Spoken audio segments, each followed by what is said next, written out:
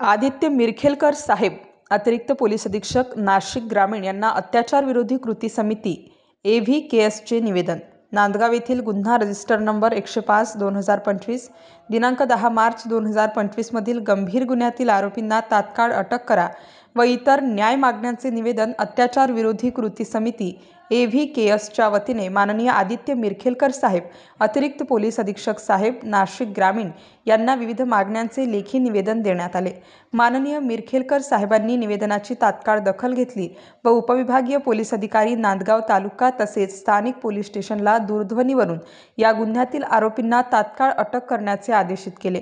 यावेळी समितीचे मुख्य निमंत्रक ॲडव्होकेट राहुल विष्णू तुपलोंढे, रोहिणीताई Jadhav, doctor Babasaheb Ambedkar study centre संचालिका नाशिक, पीडितेची आई सीमाताई निकाळे, सामाजिक कार्यकर्ते वंदनाताई उन्हवणे, रोहित साळवे, किशोर चोपडे आदी पदाधिकारी उपस्थित होते. ॲडिशनल SP साहेब यांना आज आम्ही निवेदन दिलेलं आहे.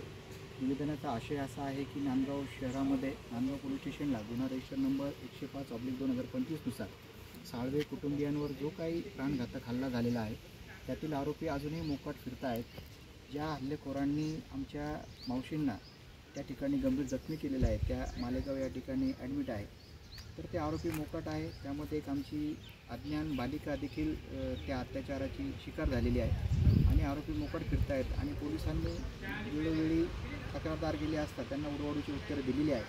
अशावेळी तक्रारदारांना न्याय मिळण्यापेक्षा त्यांच्यावर एक प्रकारचा अन्याय होतो आहे आणि म्हणून आज तक्रारदाराचे नातेवाईक, मुलीचे नातेवाईक, पीडितेचे नातेवाईक त्यांनी अत्याचार विरोधी कृती समितीशी संपर्क केला आणि माननीय पोलीस अधीक्षक साहेबांना या ठिकाणी भेटलो आहे. त्यांना सविस्तर भेटून निवेदन दिलेलं आहे. साहेबांनी ताबडतोब आरोपींना अटक करा असे आदेश ॲडिशनल SP मालेगाव, त्याचबरोबर DYSP मनमाड आणि नांदगाव शहराचे PI साहेब यांना करून कळविलेले आहे. समजा अत्याचाराच्या या घटनेमध्ये आरोपींना जर अटक झाली नाही तर अत्याचार विरोधी कृती समितीच्या वतीनं जिल्ह्यामध्ये उग्र स्वरूपाचं आंदोलन छेडण्याचा इशारा देखील आम्ही या निवेदनाद्वारे केलेला आहे. याची सर्वोच्च जबाबदारी ही स्थानिक पोलीस प्रशासनावर आहे.